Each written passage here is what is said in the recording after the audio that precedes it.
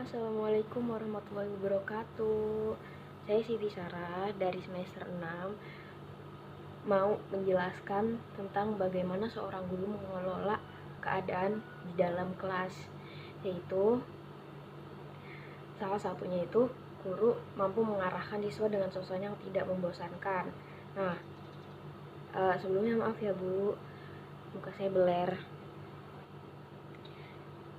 Guru bisa membawa suasana kelas dengan keadaan yang menyenangkan. Contohnya kita bisa membawa alat peraga, kayak misalnya kita punya harimau, kita bawa harimau biar anak-anak nggak pada ngantuk gitu, salah satunya. Terus yang kedua guru dapat menciptakan kondisi pembelajar yang optimal. Misalnya ketika KBM berlangsung, pembelajaran dengan setiap dengan diserap oleh siswa harus maksimal. Ketika pembelajaran berlangsung, guru harus jelas menjelaskan secara detail agar siswanya itu bisa menangkap apa yang gurunya maksud, apa yang mereka omongkan, mereka bilang itu bisa diserap oleh siswa-siswanya. Nah, yang ketiga itu guru dapat mengontrol tingkah laku siswa dengan mengarahkan kepada siswa untuk fokus mengikuti pelajaran. Misalnya siswa ada yang ngantuk, guru harus tahu dong gimana cara untuk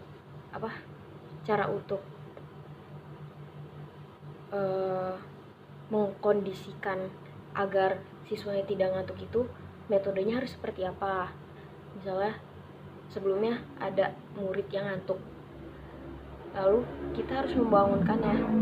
Terlebih misalnya misalnya pembelajaran kita itu membosankan, jadi kita harus mengubah. Dan apa sih yang harus kita lakukan agar murid-murid tidak mengantuk? Misalnya dengan suara yang lantang mengajar, cara mengajarnya, dan misalnya ada pemanasan dulu biar siswa fresh gitu kan. Lalu guru dapat mengontrol, itu udah guru sebagai fasilitator untuk merubah perilaku siswa. Guru sebagai fasilitator untuk merubah perilaku siswa. Contohnya, guru itu harusnya bisa merubah siswa agar menjadi lebih baik dalam artian tujuannya guru itu mengajar untuk apa sih? Untuk siswanya lebih pintar kah, atau untuk siswanya bisa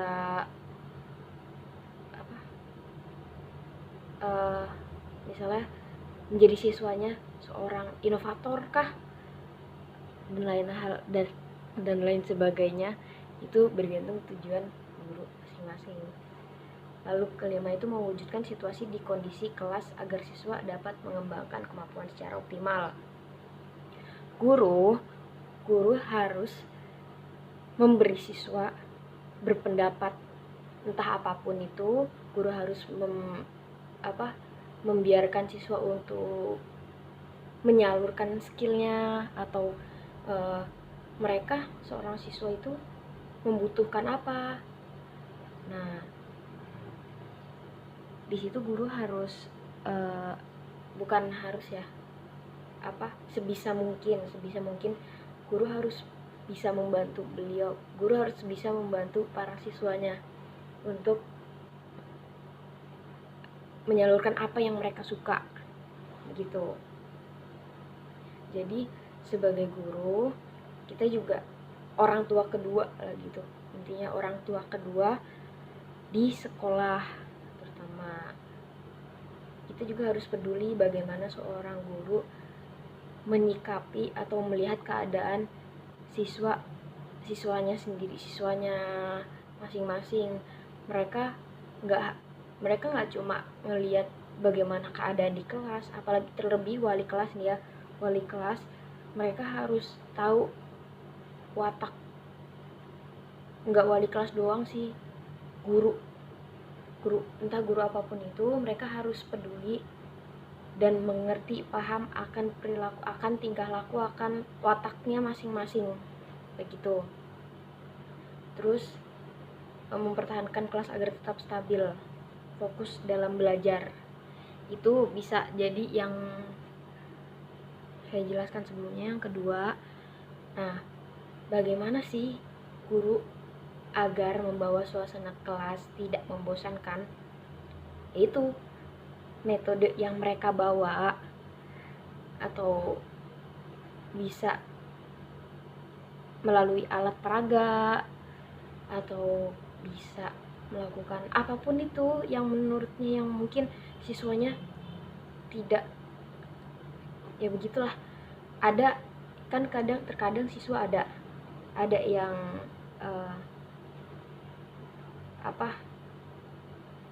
ada yang materi terus, kapan sih udahnya, atau enggak, misalnya kita guru bertingkah seperti anak kecil atau menyamakan antara siswa SMP atau SMA, metodenya sama dengan metode belajar anak TK.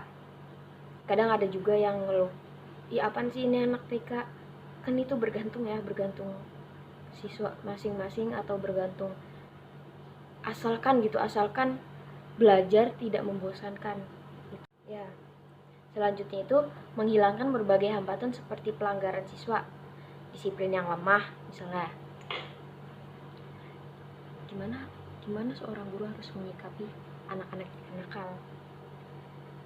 Contohnya, memberikan mereka motivasi, memberikan mereka contoh yang baik. Kalau misalnya si anak ini bandelnya, Masya Allah, ini bisa guru bisa menyerahkan langsung kepada TK itu.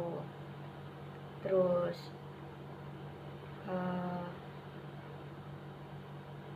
lanjutlah, melayani dan membimbing perbedaan untuk individual siswa, yaitu guru harus mengetahui watak siswa masing-masing. Gak hanya mereka belajar ini itu terus disamaratakan gitu. Misalnya mereka nih satu kelas pinter semua, enggak dong. Harusnya kan siswa ini ada yang lot lama, terus ada yang nangkep cepat. Misalnya ada yang mau ditanyakan, ataupun murid itu malu misalnya di depan teman-temannya, guru bisa keliling, atau enggak, guru bisa kasih contoh soal misalnya, atau contoh perumpamaan. Nah, siswa diharapkan untuk menjawab. Dari situ pun guru paham masing-masing wajahnya gitu. Misalnya mereka kebingungan atau mereka bagaimana, guru bisa nyamperin ke tempat duduknya begitu. Zaman sekarang kan guru itu a priori. Jadi maksud a priori ini tidak didasarkan dengan ilmu, hanya perkataannya saja. Misalnya seorang guru ini cuma dapat, misalnya saya sendiri terus-terusan dibilang sama ayah saya, wah bahwasannya kayak gini. Jadi saya nggak mau menerima pendapat dari orang lain. Itu jadi kan kesannya saya itu berbicara tanpa berdasarkan ilmu, tapi berdasarkan kata orang yang saya dengar begitu. Pendapat yang lain saya tolak. Mungkin hanya itu yang bisa saya sampaikan. Kurang lebihnya mohon maaf. Wabillahi taufiq wal hidayah. Ya udah, wassalamualaikum warahmatullahi wabarakatuh.